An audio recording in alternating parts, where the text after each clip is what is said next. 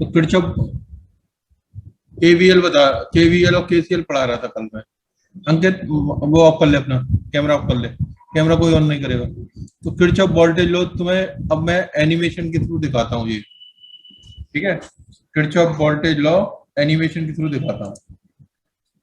This is the animation Kirchhoff voltage law का। Kirchhoff voltage law हमारे, sorry Kirchhoff current law की बात करते हैं। किरचॉफ ने दो लॉ दिए थे, करंट लॉ, वोल्टेज लॉ।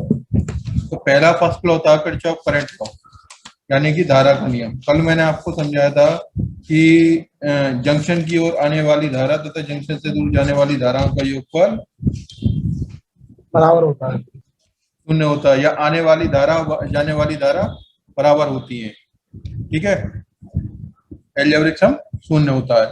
तो जो जंक्शन की ओर धारा आ रही है दैट इज पॉजिटिव, मतलब ये बताया था मैंने आपको, जो मथुरा की ओर दैट इज कॉल्ड जंक्शन। जो ट्रेन मथुरा की ओर आएगी वो सब पॉजिटिव होंगी दिल्ली से, और जो मथुरा से दूर जाएगी वो सब नेगेटिव होंगी। इनका एल्जेब्रिक सम 0 होगा, यानी कि अगर ये ट्रेन I1 है, I2, ठीक है, I3, I4, I5, ठीक है, तो इनको जोड़ते हैं। देखो I1 एल्जेब्रिक सम की बात कर रहे हैं, प्लस I2, जो मथुरा की ओर आ रही है वो पॉजिटिव, और जो मथुरा से दूर जा रही है वो नेगेटिव, तो माइनस I3, जोड़ना है ना, मैं तो एल्जेब्रिक सम चाहिए, माइनस I4 माइनस I5, ठीक है। इनको जब जोड़ेंगे तो इनका एल्जेब्रिक सम 0 होगा, that is sigma I is equal to 0। अब माइनस का चिन्ह जैसे खोलोगे तो ये आने वाली धारा बराबर जाने वाली धारा हो जाएगी, ठीक है ना। अब चाहे वो धारा नंबर ऑफ काउंटिंग में कितनी हुई हो करंट में, ठीक है। अब इसमें देखते हैं एनिमेशन में क्या कह रहा है ये। This is the animation. देखो ये जो दिखाया है, ये पॉइंट जो कहलाता है नोड कहलाता है, नोड ए नोड बी, यानी कि अगर एक रेजिस्टेंस के बीच की बात करें तो डेट इज कॉल्ड नोड, ठीक है। जिसे हमने जंक्शन कहा है ना, junction, that is node, that is also called node, यानी कि जो करंट I1 इसमें आ रही है, I2 इसमें जा रही है, इसमें क्या हो गई, डिवाइड हो गई, करंट डिवाइड हो गई। तो देखो I1 is equal to I2 plus I3, इन इन नोड के अंदर इन कौन सी जा रही है, इन करंट बराबर आउट करंट, जो करंट नोड की तरफ जा रही है वो, और जो करंट आपकी नोड से बाहर जा रही है वो, या ये कह सकते हैं जो करंट जंक्शन की ओर जा रही है और जो करंट जंक्शन को छोड़ रही है। जो ट्रेन आपकी जंक्शन की ओर आ रही है वो सब पॉजिटिव, और जो ट्रेन जंक्शन को छोड़ रही है वो negative, that is current law, ठीक है। इसमें दिखाया देखो इन आउट, यानी कि summation algebraic sum of in is equal to algebraic sum of out. ये देखो यहाँ जंक्शन दिखाया, जंक्शन की ओर जा रही है सवरी, तो इनका एल्जेब्रिक सम क्या होगा, 0 होगा। एल्जेब्रिक सम का मतलब होता है बीजगणितीय योगफल,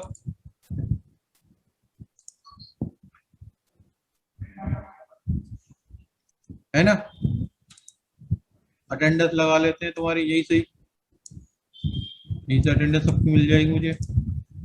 समझ में आ रहा है नहीं आ रहा, किरचॉफ फर्स्ट लॉ समझ में आ गया। अब किरचॉफ सेकंड लॉ की बात करते हैं। सर ये EI आउट का मतलब क्या है? ये आई इन का मतलब है जो आपकी ट्रेन, मैंने जंक्शन बताया था ना, मथुरा जंक्शन, जो ट्रेन मथुरा हाँ सर, जंक्शन वो की, तुम बताया। उस दिन नहीं कल ही हाँ बताया हाँ, है जो ट्रेन मथुरा जंक्शन कल की ही, ओर आ रही है वो तो कल ही इनमें कह है। रहा हूँ, कल ही बताया था। हाँ, जो मथुरा ठीक है सर, जंक्शन से बाहर की ओर जा रही है वो आउट, मतलब जो धारा ठीक है सर। आपकी इस नोड की तरफ आ रही है ये रही, और नोड को छोड़कर जा रही है, ट्रेन है छोड़ कर जा रही है, नहीं जा रही, तो ये आउट वाली यस सर। ट्रेन है, ठीक है। हम्म, तो माइक ठीक ऑफ है कर सर। ले, समझ में आ गया हो तो। Thank you sir. नेक्स्ट देखते हैं। अब नेक्स्ट इसी तरह केवीएल देखेंगे, Kirchhoff voltage law, Kirchhoff current law, Kirchhoff voltage law, दोनों समझेंगे, ठीक है। That is next. Next Kirchhoff voltage law बताते हैं आपको। अब किरचॉफ वोल्टेज लॉ बताते हैं, स्क्रीन शेयर करते हैं। देखो किरचॉफ वोल्टेज लॉ क्या कहता है, ये देखो किरचॉफ वोल्टेज लॉ, हाँ ये रहा। इसे जूमिंग करते हैं सब बताएंगे। जूमिंग के लिए दिख रहा है, सबको विजिबल है सर। ठीक है, यस सर। एक मिनट और थोड़ा ये देखो, ये रहा। ठीक है, Kirchhoff voltage law. Kirchhoff voltage law क्या कहता है, इसको मैश का रूल या लूप रूल भी कहते हैं। लूप रूल क्यों कहते हैं कि इसमें लूप बनता है। इसमें क्या बनता है, लूप। ठीक है, लूप बनता है जब इसमें, तो इसे लूप रूल भी कहते हैं। अब देखो कैसे बनता है, पहले तो ये समझते हैं लॉ है क्या। ये लॉ है क्या, ये लॉ ये कहता है आपका कि एनी, पहले इंग्लिश में बता रहा हूं, in any close mesh. Close mesh क्या होता है कि मैश, क्लोज मैश का मतलब समझो क्या होता है, करंट आपकी पॉजिटिव टर्मिनल से चलती है और नेगेटिव टर्मिनल में एंटर होगी। This is a loop, this is a loop. अगर आपकी करंट पॉजिटिव टर्मिनल से चल रही है और नेगेटिव में एंटर हो रही है तो दिस इज कॉल्ड लूप और मैश, क्लोज मैश कहलाएगा। Of a circuit the algebraic sum of the product of the current and the resistance, ये कह रहा है algebraic sum, that is sigma I R. ठीक है, sigma I R is equal to and the resistance in each part. इसके each part मतलब जितने resistance है उसमें बहने वाली जो आपकी धारा है उसका प्रोडक्ट का एल्जेब्रिक सम, वो किसके बराबर होगा, each part of the mesh is equal to the algebraic sum of EMF of the mesh. तो ईएमएफ मतलब इलेक्ट्रोमोट सेल, जो आप सेल या वोल्टेज सोर्स जो यूज कर रहे हैं उनके एल्जेब्रिक सम के बराबर होगा, that is sigma I R is equal to sigma E. English ये कहता है कि in any close mesh of a circuit the algebraic sum of the product of the circuit, एक मिनट एक चीज है, ठीक है, द एल्जेब्रिक सम, सही चल रहा है यहाँ, the in any closed mesh of a circuit the algebraic sum of the product of the circuit and the resistance in each part of the mesh is equal to the algebraic sum of the EMF of mesh, that is sigma IR is equal to sigma E, sigma IR is equal to sigma E। देखो इसके कुछ rule है circuit solve करने के, इसे तो बाद में देखेंगे मैश कैसे मैश बनाइए। ठीक है, लूप बनाना बता देता हूँ, लूप कैसे बनता है। तो लूप जो बनेगा, ये आपकी जो बैटरी है इसके ऊपर जो तीर आएगा नेगेटिव टू पॉजिटिव आएगा, ध्यान रखना, नेगेटिव से पॉजिटिव तीर चलेगा इसका, ये ध्यान रखना। तो करंट जो चलेगी हमारी पॉजिटिव वो क्लॉकवाइज चलेगी, और जो हमारा जो वो चलेगा वोल्ट आपका क्या कहते हैं, जो मैथ बनाएंगे हम पॉजिटिव टू नेगेटिव बनाएंगे, पॉजिटिव टू नेगेटिव लूप जो बनाएंगे। तो ये देखो पॉजिटिव टू नेगेटिव, इसको नाम दे देते हैं ए, इसमें नाम दे रखा है, नहीं दे रखा, बी, ठीक है, सी, डी, ई, एफ। तो सबसे पहला हमारा काम होता है लूप बनाना। ठीक है, जितने भी आपके सोर्स ऑफ वोल्टेज हैं या आपके सेल लगा रखे हैं उसके पॉजिटिव से नेगेटिव की ओर ले जाओ, जितने भी लगा रखे हैं उतने लूप बन जाए। जैसे यहाँ ये है, यहाँ ये है, अब तुम इसको यहाँ घुमाओगे नहीं, ये इसके लिए काम करेगा, ये सेकंड लूप के लिए काम करेगा। ऐसा तो है नहीं इसे यहाँ घुमा दूं, इसे यहाँ घुमा दूं, नहीं। तो इसके कुछ रूल है, रूल मैं बता रहा हूं आपको, रूल समझो। डेट इज रूल इज, कहाँ गया रूल, ये रजत। तो रूल बता रहा हूं आपको मैं,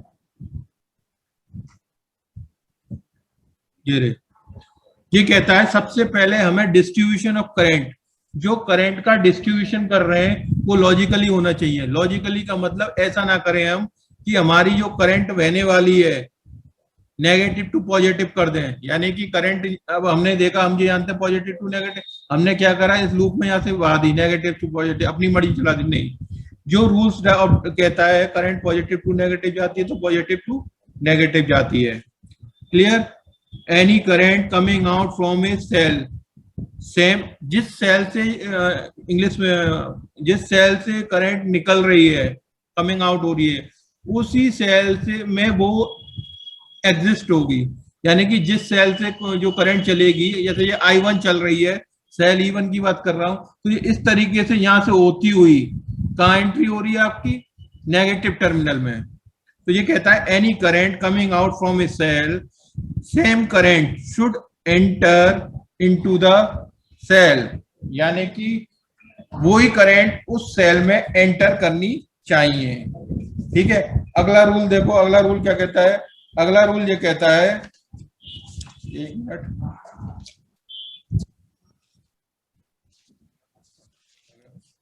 हाँ, अगला रूल ये कहता है put an arrow head on the each cell, यानी कि प्रत्येक सेल के सिरे पर, सिर पर या सिरे पर एक एरो बनाना है। एरो का डायरेक्शन कहाँ होगा?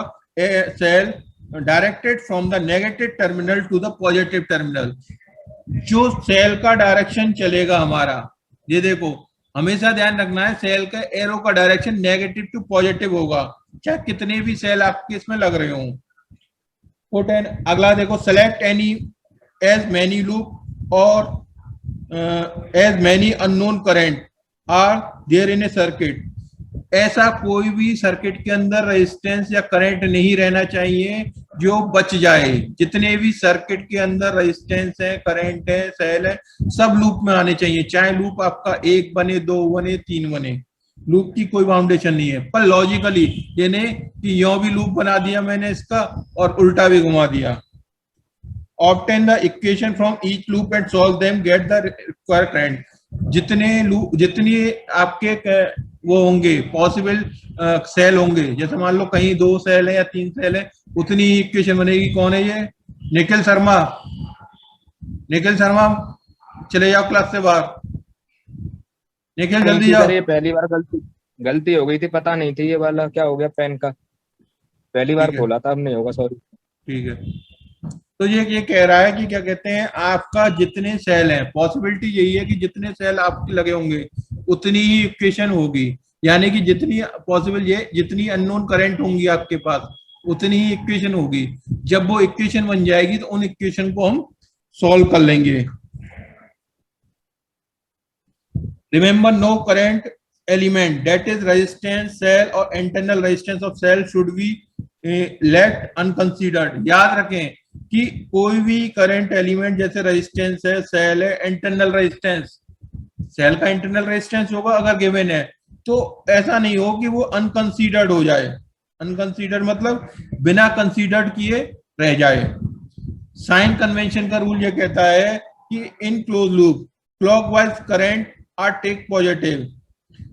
जो आपकी करंट क्लॉकवाइज चल रही है वो सब पॉजिटिव, और जो करंट एंटी क्लॉकवाइज चल रही है वो सब negative. Sign of EMF of cell according to the direction of arrow head on the cell.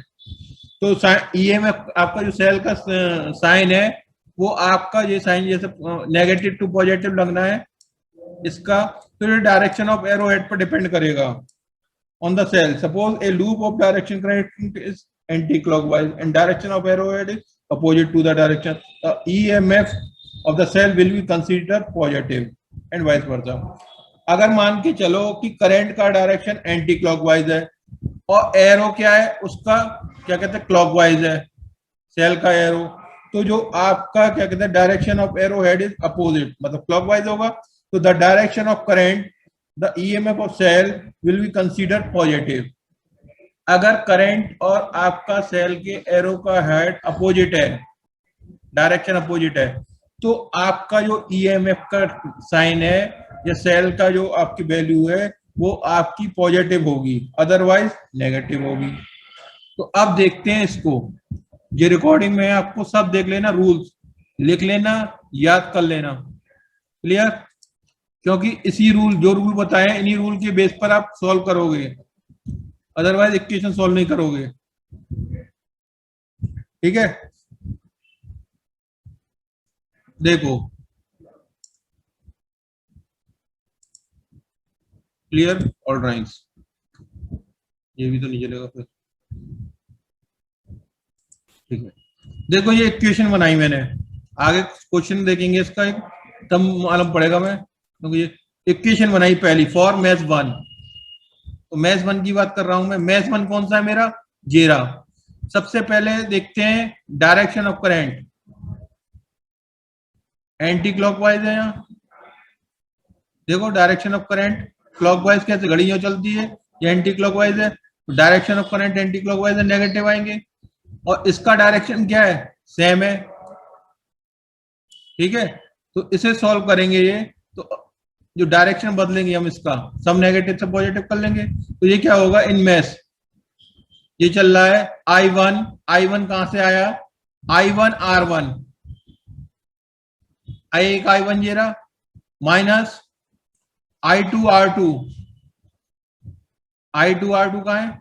यहां से करंट निकलेगी, ये करंट यहां से जाएगी, यहां से I2 जाएगी, I2 इसमें आ रही है। ठीक है, I2 R2 is equal to, इन दोनों सेम उसमें है, एक ही लूप में आ रहे हैं। देखो एक ही अगर क्लोज लूप में आ रहे हैं तो दोनों आपके सेल्स सब्सट्रैक्ट हो जाएंगे, तो इक्वेशन बन जाएगी I1 R1 minus I2 R2 is equal to E1 minus E2। ऐसे ही दूसरे लूप की बात करते हैं। दूसरा लूप ये रहा मैथ 2। तो देखो I2 R3, I2 पहले तो I2 R2, I2 R2 हो गया। अब देखो I1 तो यहां से आ रही है, दूसरा साइन कलर लेते हैं, I1 आपकी ये आ रही है, अब I2 यहां से आ रही है, तो यहां धारा कौन सी होगी? दोनों जुड़ के आ गई। अगर करंट सेम डायरेक्शन में तो पॉजिटिव जुड़ जाएंगी, अपोजिट डायरेक्शन में तो घट जाएंगी। तो ये सेम डायरेक्शन में आ रही है चल के, तो ये होगी, तो plus I1 plus I2 is equal to R3, sorry I1 plus I2 into R3 बराबर किसके? E2 के। इन दोनों इक्वेशन को हम सॉल्व करके, इन दोनों समीकरण को सॉल्व करके हम क्या कर लेंगे? आपकी करंट की वैल्यू मालूम कर लेंगे, ये सब वैल्यू गिवन होंगी। ठीक है, अब देखते हैं न्यूमेरिकल इसी का।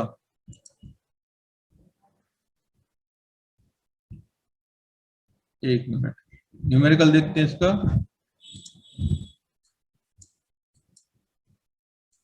ये देखो numericals, clear all drawings. Numericals ये कहता है कि ABCDEF ये दिखा रखा है, एक सर्किट है, 10 ओम का रेजिस्टेंस इसमें है। ठीक है, I1 करंट, सबसे पहले हमें करंट डिसाइड करनी है। करंट हम देखो, ये एक सेल है तो इससे पहली करंट चलेगी I1, 10 ओम में जाएगी, B यहाँ पे भी जाएगी। अब यहाँ से दूसरे सेल से 65 वोल्ट की सेल से हमारी करंट जाएगी I2, एक ही टर्मिनल। देखो यहाँ आकर दोनों करंट मिल गई, तो I1 प्लस I2 हो गया 20 ओम। पहली बात खत्म। फिर क्या करेंगे? करंट का डायरेक्शन क्या है? फिर हम क्या करेंगे? इसके सेल के हिसाब से क्या करेंगे? डायरेक्शन, तो नेगेटिव टू पॉजिटिव, यही होगा, नेगेटिव टू पॉजिटिव। दूसरी बात क्या है कि हम जो बनाएंगे लूप, पॉजिटिव टू नेगेटिव चल रही है, दैट इज क्लॉकवाइज। ये नेगेटिव टू पॉजिटिव चल रही है, that is anti clockwise. Loop मिल गया हमें। लूप मिलने के बाद अप्लाई क्या करेंगे? KVL, Kirchhoff voltage law. तो देखो किरचॉफ वोल्टेज लॉ को अप्लाई करते हैं अब हम। तो पहले बनाएंगे इसका समीकरण। तो पहले रूप, अभी तुम ये मान के चलो मेरे पास ये इतना पोर्शन अवेलेबल नहीं है, इतना पोर्शन मेरे पास अभी अवेलेबल नहीं है। कहां गया? ये रहा, इतना अवेलेबल नहीं है। ठीक है, तो देखो पहला समीकरण क्या है? I1 10 ओम, तो 10 I1 प्लस I1 I2 दोनों करंट इसमें से जा रही है, 20 I1 I2, 30 I1 बराबर किसके? 120 वोल्ट के। क्लॉकवाइज सब पॉजिटिव, एंटी क्लॉकवाइज नेगेटिव। सीधा सा कंसेप्ट रखो, क्लॉकवाइज सब पॉजिटिव, एंटी क्लॉकवाइज नेगेटिव। दूसरी बात करते हैं आपकी, कहां गया? हाँ, दूसरी इक्वेशन। अब क्या करते हैं हम इसे, इसको क्या कहते हैं? ओपन करते हैं और इसको, इतने पोर्शन को थोड़ी देर के लिए कम कर ले, ढक लेते हैं। तो देखो एंटी क्लॉकवाइज है, नेगेटिव होंगी। जब सब नेगेटिव होंगे तो सबरे नेगेटिव साइन किस में बदल जाएंगी, पॉजिटिव में बदल जानी चाहिए। देखो अब अरे ये रही दूसरी इक्वेशन, यहां देखते हैं। पहले इक्वेशन सॉल्व होगी, दूसरे लूप की इक्वेशन देखते हैं। अब इसे क्लियर करते हैं ड्राइंग को। दूसरी इक्वेशन हमने बनाई आपकी ये तो, देखो दूसरी इक्वेशन को, यहां से देखो दूसरी इक्वेशन क्या बनेगी। दूसरी इक्वेशन बनेगी आपकी माइनस अपोजिट डायरेक्शन में 60i2, अब ये जा रही है इधर 20i1 प्लस i2, माइनस का साइन बराबर माइनस i2 तो यहाँ जाने ही है, उस पॉजिटिव से निकल के अगर रेजिस्टेंस होता तो कंसीडर करता 65, सबरे माइनस साइन हट जाएंगे तो सबरे किसके हो जाएंगे, प्लस के साइन। इन दोनों इक्वेशन को जब हम सॉल्व कर लेंगे, इन दोनों इक्वेशन को जब सॉल्व कर लेंगे हम,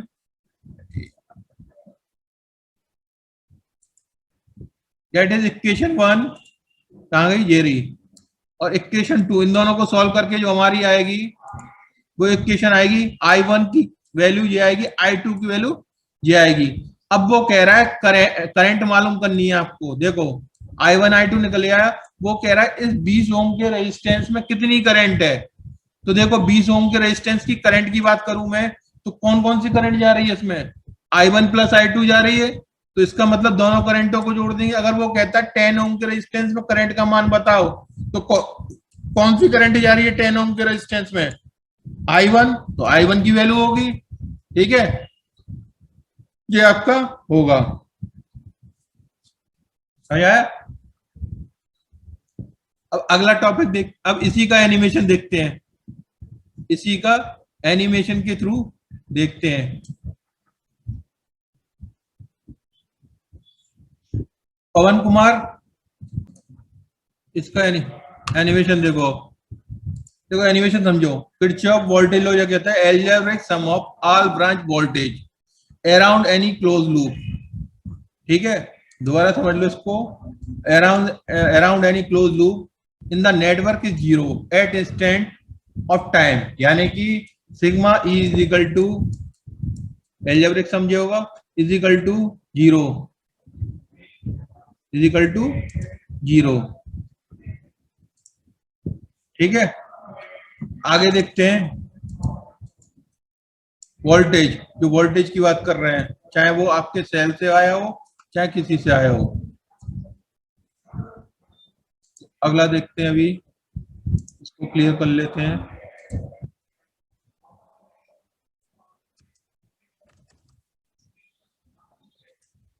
देखो ये दिखाइए कि अब तो मैं डायरेक्ट अप्लाई करके दिखाता हूँ। एक क्वेश्चन है इसमें, उस पर दिखाता हूँ। साइन कन्वर्जन बताया इन्होंने कि नेगेटिव टू पॉजिटिव राइज होगा वोल्टेज, ये वोल्टेज सोर्स दिखाया इन्होंने पॉजिटिव टू नेगेटिव। मैं आपको डायरेक्ट न्यूमेरिकल दिखाता हूँ, उसका एक न्यूमेरिकल है यहाँ पे, इसको सॉल्व करेंगे। क्या नंबर,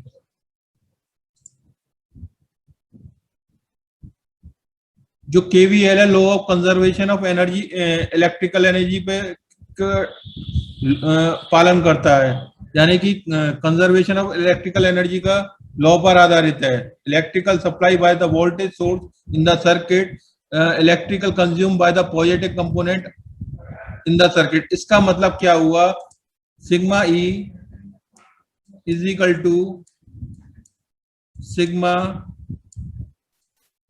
आई आर, कंपोनेंट तो यही होंगे उसमें। आगे देखते हैं, ये है, ठीक है। तो देखो सिंपल सा सर्किट बनाया है इन्होंने, करंट वोल्टेज अक्रॉस इन 15 ओम, 15 ओम कहां गया, जीरा। इस 15 ओम में बहने वाली करंट की बताओ कितनी होगी, ठीक है। तो देखो एक लूप यहां से चलेगा, दोनों वोल्टेज सोर्स हैं, ठीक है, वोल्टेज सोर्स एक और वोल्टेज सोर्स दो, ठीक है। तो 5 वोल्ट और 2 volt, current I, voltage across 15 ओम, तो इसको कंसीडर करते हैं, देखते हैं इसका आगे। इक्वेशन बनाई, अप्लाई केवीएल 2 वोल्ट के लिए, 2 वोल्ट के लिए बात करते हैं। तो देखो वोल्टेज दोनों रिड्यूस हो गए, वोल्टेज दोनों रिड्यूस हो गए, 5 माइनस V1 माइनस V2, यहां से जो वोल्टेज गया V1 गया और यहां से V2 गया, यहां से वोल्टेज V3 हो गया, वोल्टेज डिवाइड कर दिया उन्होंने। तो 5 minus V1 minus V2 minus 2 is equal to V3 बराबर 0। तो 3 is equal to V1 plus V2 plus V3, voltage की बात कर रहे हैं, ठीक है। और वोल्टेज बराबर V इज इक्वल टू क्या होता है, IR, V is equal to IR। तो देखो आगे ओम्स लॉ अप्लाई किया इन्होंने, ओम्स लॉ अप्लाई किया। ये देखो V1 इज इक्वल टू, इसमें अगर मैं वोल्टेज की बात करूं तो कितना होगा, 5 into I1, V2 10 into I2, V3 देखो 15 इंटू दिस। आगे देखते हैं,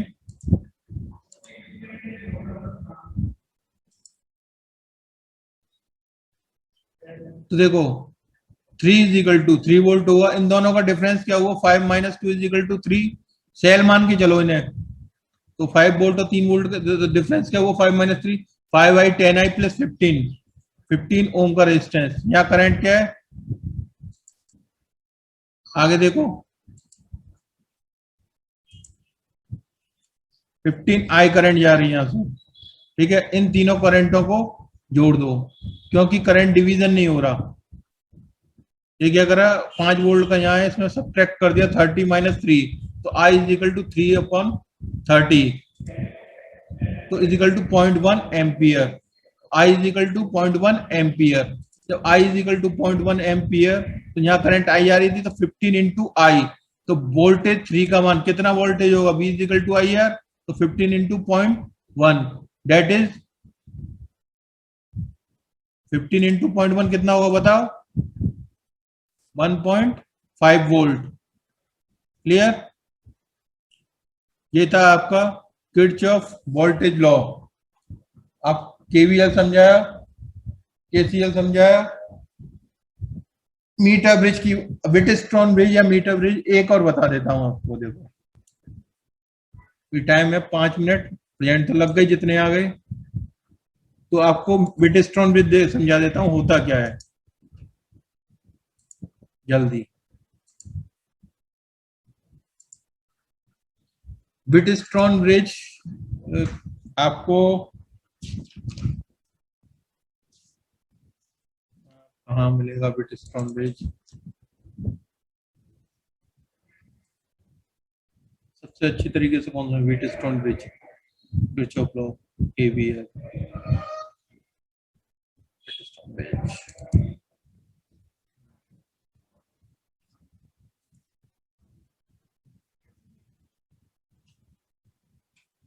टाइम 4 टाइम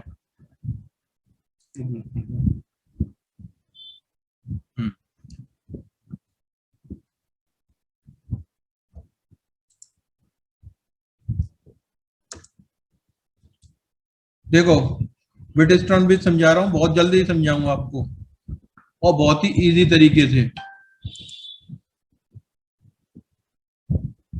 ठीक है। व्हिटस्टोन ब्रिज के चलते हैं। अरे यार ये क्या टाइम कम,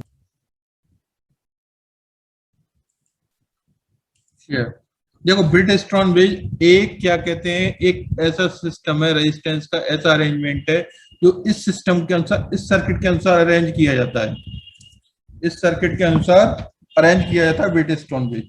व्हिटस्टोन ब्रिज की ये क्या था कि ब्रिज सेतु, मतलब प्रोफेसर व्हिटस्टोन ने बनाया था इसको, इसीलिए इसको व्हिटस्टोन ब्रिज कहते हैं। तो ये क्या है, अननोन रेजिस्टेंस मालूम करने के लिए यूज किया जाता है। तो जब सर्किट को ऐसे इस तरीके से सिस्टम में लगा लेते हैं, तो देखो P resistance, Q resistance, R resistance और S या X जो कहलाता है अननोन रेजिस्टेंस कहलाता है। तो इंच अगर हमारा ब्रिज यहाँ एक कीओ लगती है, की K2 या K1 दिखा रखी है की K2। अगर हमारा ब्रिज, मैं आपको दिखा दूंगा प्रैक्टिकली, अगर हमारा ब्रिज संतुलन की अवस्था में है, बैलेंस कंडीशन में है, तो इस गैल्वेनोमीटर में, आपने गैल्वेनोमीटर नहीं देखा होगा, मैं आपको दिखा दूंगा कल, गैल्वेनोमीटर में कोई भी धारा नहीं बहेगी, मतलब इसका जो निडल है गैल्वेनोमीटर की शून्य पर रहेगी। तो जब हमारा ब्रिज बैलेंस है तो इसका मतलब P, ये फॉर्मूला ड्राइव हो क्या आएगा, upon Q is equal to R upon X। तो इस X क्या, अननोन, अननोन वो है हमारे पास जिसकी वैल्यू याद करनी थी। X is equal to Q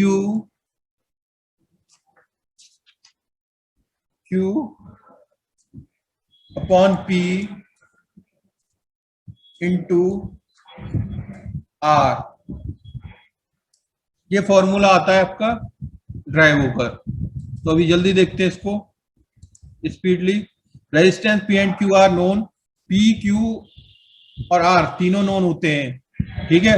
R इज variable resistance, X is unknown resistance होता है इसमें।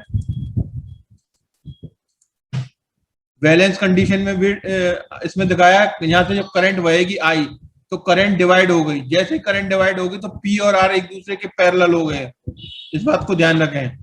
करंट I3 इसमें डिवाइड हो जाएगी गैल्वेनोमीटर में, जब नो डिफ्लेक्शन है, मतलब गैल्वेनोमीटर में कोई करंट नहीं बह रही है, I3 is equal to 0। Equation solve करेंगे, ये जो बन के आएंगी आपकी इक्वेशन, इन इक्वेशन को जब हम सॉल्व करेंगे आपकी, तो हमारी PQRS की वैल्यू आ जाएगी, मतलब KVL लगा दो, किरचॉफ वोल्टेज लॉ या सिंपल B AB के बीच में क्या आएगा, I1P। अब क्या है कि P अपॉन Q, समीकरण 1 को समीकरण 2 से भाग दे दो, समीकरण 3 को समीकरण 4 से भाग दे दो, ठीक है। तो समीकरण 1 को समीकरण 2 से भाग दे दो, समीकरण 3 को समीकरण 4 से भाग दे दो, तो दिस कंडीशन आ जाएगी, I1P is equal to I2 this.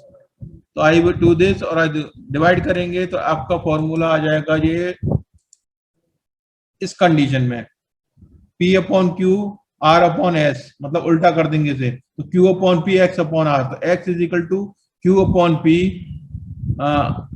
Into R।